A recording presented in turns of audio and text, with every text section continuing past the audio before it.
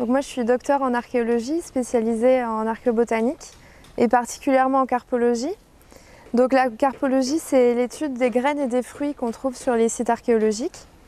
Et donc là, en fait, on est dans l'espace de travail de récupération des restes végétaux et animaux qu'on a retrouvés sur le terrain, mais qu'on ne peut pas voir à l'œil nu.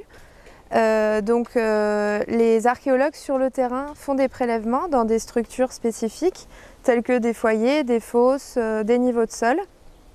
Et donc moi, mon travail consiste en la récupération de ces restes pour avoir ensuite une vision générale du paléo-environnement et de la paléoéconomie sur le site de la Monédière. Donc le travail, en fait, il consiste en une flottation manuelle avant un tamisage. Donc on verse de l'eau dans des seaux, en fait, et on attend que les restes qui flottent peuvent être récupérés donc sur une colonne de tamis. Donc là, on a 3 mailles de tamis. Donc la maille de 4 mm qui est la plus grosse, où on va trouver des choses comme ces gros charbons qui sont là, donc, qui ont été trouvés dans un foyer du secteur 4. Ensuite, on a la maille de 1 mm qui est ici, où là en fait on va retrouver des charbons, des fragments de charbon, des petits escargots, quelques os des fois de poissons quand il y en a, des os de microfaune, donc souris, hérissons, serpents, etc. Mais surtout des graines, donc moi c'est ce qui m'intéresse particulièrement puisque c'est mon travail. Et ensuite la maille la plus fine, donc la maille de 0,5 mm, où en fait on a quasiment que des graines, et ça va être surtout des graines de plantes sauvages qu'on va retrouver, puisque les plantes sauvages font des graines qui sont beaucoup plus petites que les autres plantes. Donc les plantes sauvages qu'on a sur le site de Bessan, c'est surtout des petits ivraies, un peu d'avoine, etc. Donc des plantes qui sont compagnes des cultures céréalières principalement. Donc une fois que en fait, le tamisage il est terminé, on dispose le résultat du tamisage sur des claies. Donc les claies, c'est ce genre de plaques comme ça, pour attendre que ça sèche.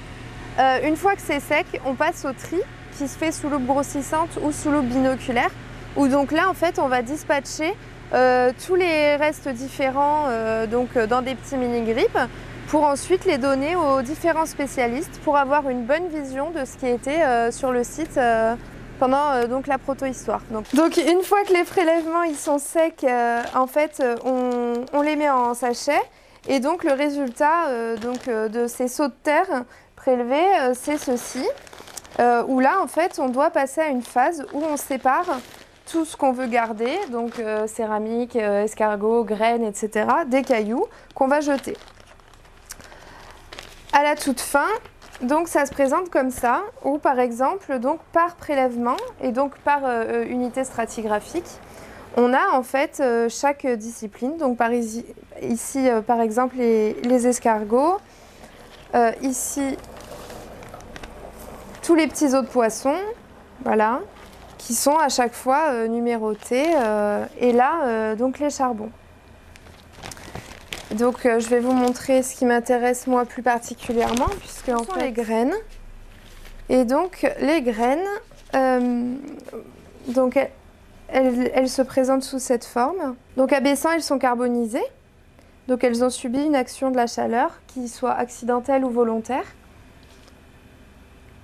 Et donc en fait, elles se sont transformées en carbone et ont gardé leurs caractéristiques anatomiques et morphologiques qui peuvent permettre de les reconnaître. Donc moi, mon travail il consiste en le tri de ces graines par espèce, et ensuite en un comptage et en une identification, donc grâce à des atlas et à la loupe binoculaire qui est ici. Et grâce à ça, en fait, on va pouvoir savoir ce que mangeaient les populations et comment ils cultivaient leurs céréales et leurs légumineuses à Bessan. Et donc en fait, à la toute fin, ça se présente comme ça. Donc c'est-à-dire que moi, j'identifie par taxon. Donc là, par exemple, c'est le tube des légumineuses. Ici, c'est le tube de l'orge vêtue. Et donc chaque tube est numéroté, donc par espèce végétale. et par US. Voilà.